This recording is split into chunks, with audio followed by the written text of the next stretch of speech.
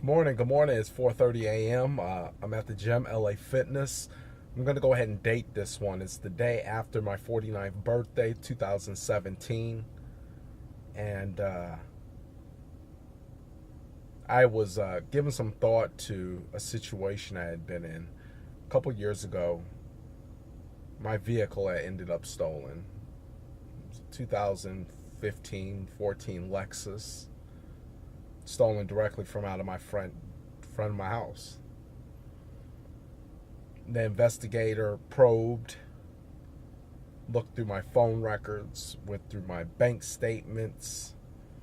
They were even sending information to my wife saying that she should call silent witness and report me for supposedly stealing my car. We went through this for almost a year. Never really telling anybody what was going on, just kind of, I'm telling my wife, just be patient, be all right. And she's scared. My wife ain't ever been through that. Hell, I done been in jail. I done been beat up by police officers. I done been maced. I done been tased. I done been choked out. I done been maced and hogtied and thrown inside of an isolation room no bigger than a small bathroom.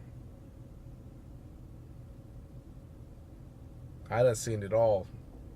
I done had a cop come to me when I was 15 years old, come into the holding room and tell me that you are never going to get out. Ever. And now I'm going through this with my wife, and my car is stolen, and I'm still making payments on it, and I'm being investigated. I'm being interrogated. They're separating me and my wife, doing separate interviews. And nobody ever knew about it. Well, my grandmother ended up passing away, and I had a meeting that I was taking out in Chicago with some of the top 1% of real estate producers in the world, or in North America. And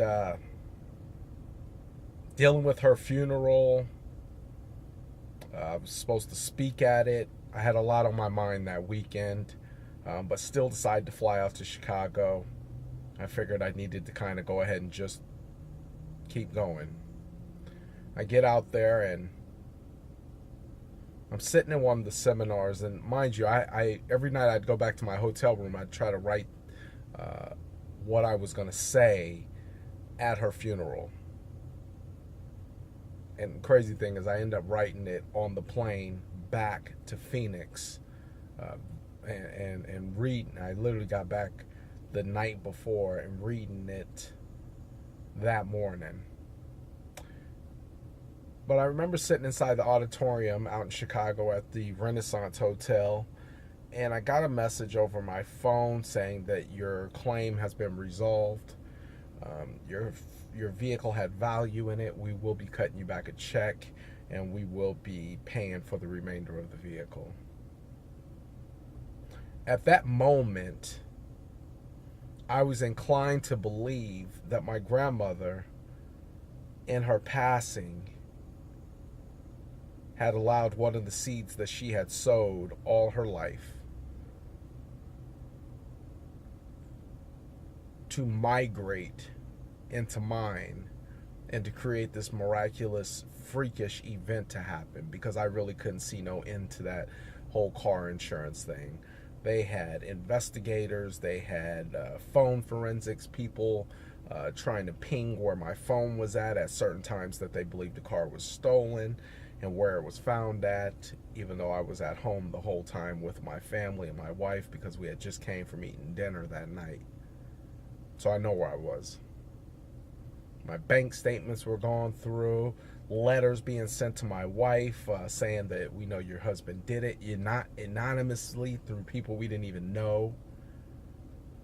And then in Chicago, day, 2 day, 3 day, I was out there a couple days, I get an email and a message saying this has been resolved after my grandmother passed away.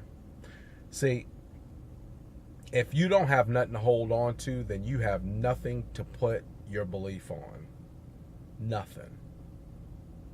There's been too many miraculous things that have taken place in my life that have created and caused me to believe that if you think and you know that a seed has been planted. It might not be your seed. It may be somebody else's seed in your past, a family down the line, where nobody took advantage of it. Nobody cared to water it. Nobody cared to tend to it.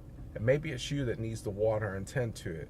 But I tell you, that day instilled in me something that I will remember forever as being the moment that I received the first harvest of a seed that was sown years ago, of prayers that were put out for me years ago. And I only received it because I decided that I was going to start watering and tending to the seed. It was complete hell. I've been through a lot of shit in my life. My wife has not. It was hell because I could see she was scared. She was scared for me. She was scared for herself. She's not used to that. And she's white. You know how that is.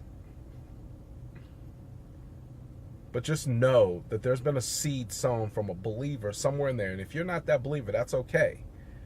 But if you look for it, you find somebody who's the most believing person you know, that things will work out, they're sowing in your favor.